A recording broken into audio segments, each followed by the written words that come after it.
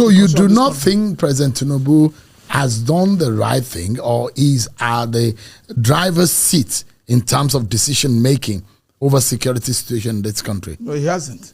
The only decision he took is because of Trump. He hasn't taken any decision all this while. He didn't even care. I didn't even see him doing anything. It was because of Trump, and one, it was because for his own safety, and he's selfish. Because we had a rumor that there was a coup in this country, and suddenly we saw that the service chief was changed, and that is personal. Because I do not see those level of enthusiasm on his own part to say, look, let me go here, let me go here. How many places has he visited? How many places has he been able to comfort people? Look at what happened at Capitol Hill the last time, at the presidential American White House, where 2 personnel were shot. What happened? The president addressed the nation. The national security advisor addressed the nation. Everybody was addressing the nation, including the mayor of Washington. But we are having people, getting kidnapped. People are shot and killed in the church at Kwara, and you never seen the president to come out and speak with the people, because it's about compassion. You must be able to relate and sympathetic to the well-being of our people, because people are missing it. The primary purpose why government was created is not for government to build school. Yeah, you could build school. This is, you captured it in section, in fundamental principle of state policy. But it is not, that will come up. But the primary purpose is the security of life and property. Because it is when property and life are secure that people flourish. Because if you have a property and you can't live there, you can't flourish. Right. If you have a community, you can't travel there, the community won't flourish. So government has failed in making sure this fundamental objective, primary objective of government, to secure the lives and property of our people, is in safe hands. You recently referred to the security situation in the north-central region of the country as a massacre. Does this mean that you agree with former U.S. President, the U.S. President Donald Trump's characterization of the situation as Christian genocide? For me, I think there's a lot of killing.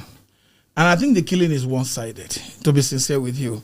We've not seen, I've not seen, any evidence where, Christians are leading a crusade, to kill anybody. And I think that the level of genocide that is happening, is the responsibility of government to stop it. It is not in me to give it a narrative or to give it a definition. So you're saying there's Christian genocide? There's a genocide in this country. Is there a Christian genocide? It could be ethnic, it could be it could be regional, and it could be a Christian one. It could be take any form. What do you think is going on? What I feel is that there's a massacre in this country, and there is a genocide against the minority and the Christian population of the Middle Belt. There's no doubt. We can't color it, because you can't come to a community in Yewata and wipe out 200 and some people overnight, and you tell me that we should not say that there's something going on. You can't go to Biron, go to Riom, go to Bokos, and people are dying. No, we shouldn't continue like that. Yes, there are people dying on the both 2 sides of the divide, but leaders in the north must wake up, and they must be sincere to themselves. Because people who started this problem were doing it based on their political selfish interest, by creating a system that eventually, has gone beyond the reach and control of their own people. And the only way we can stop it, there was a time in this country I didn't believe that the Nigerian can strip, put a bomb on himself and explode. I didn't believe it. I was sitting with all my friends who were generals today, but they were, junior officers at the time. We were talking about, I said, no, it can't happen in Nigeria, until I lost a relative. So it is a very bad situation that is going on. And the only way we can save it now is that Nigeria has become a very lucrative center for banditry, for those who want to make money. We have one of the most porous border crossing in the world. You are from Niger to Cameroon and the Chad border.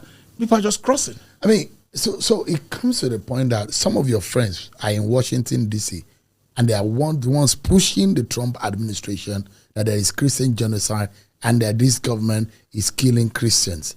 I've never had a friend per se that I would say is in the U.S. When I say your friends, those there are information as to the fact that those whom you have political association and affiliation with are in Washington, this and they are the ones pushing this narrative against Nigeria. There's nothing like that. The people pushing this narrative are people who are in government today. It is Bola Ahmed Tinubu. It is the APC, them Shehu, Sani, all of them who were posting on Twitter, including Reno, Omokri, who were writing on Twitter, who were speaking to the U.S. government that there's Christian genocide in this country. Go and look at it. The records are there. They can delete it. The Nigerian public knows the truth. They were the one pushing it. But today, this document have come to the forefront of discussion. And the American government is treating their proposal and their petition to the government. So they cannot deny it. And I cannot say that I have any person. If I have a person in the United States that they pushing it, I will be here and I will admit it. There's nothing to run about and there's nothing to hide. But the fact that I have nobody in the United States today that I've seen pushing, apart from the information that I've seen during the Jonathan regime, Jonathan administration, where Bola Ahmed Tinubu categorically made statement that there's Christian genocide, when I've seen some from Shehu Sani, when I've seen from Reno, Omokri, and others, they've made this statement more than several times, and they've also communicated this statement to the United States. So for the challenge we have is that people are not willing, people are not consistent in their principles and in their public statement. They will say one thing tomorrow and change tomorrow. You can never find that with me. Whatever I said last year, 10 years ago, even on your show or wherever you have interviewed me, I've stood by them. Because I believe that no man should be so inconsistent that people will not know where he stands in times of crisis. Today, there are these challenges that we have today is critical, and we will need support, international support, in whichever manner to be able to make sure that we stop we eradicate these people who are bent on making Nigeria Nigeria go on their knees to beg them to have a place to sleep at night. People can no longer sleep with their eyes closed. That's not the kind of country I envisioned when I was growing up.